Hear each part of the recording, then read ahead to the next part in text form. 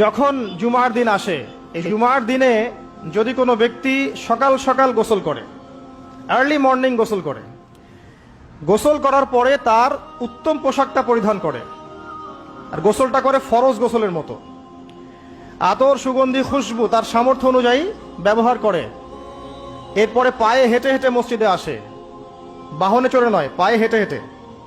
যদি আপনি অনেক দূরে থাকেন সেটা আলাদা কথা।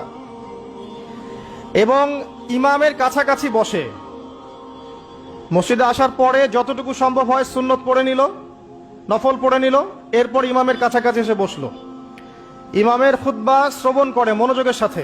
খুতবা শ্রবণ করার সময় কাউকে কষ্ট দেয় না। কাউকে কষ্ট দেয় না মানে হচ্ছে যে কেউ কথা বললে তাকে এতটুকু বলে না যে তুমি চুপ করো, কোনো কষ্ট দেয় না।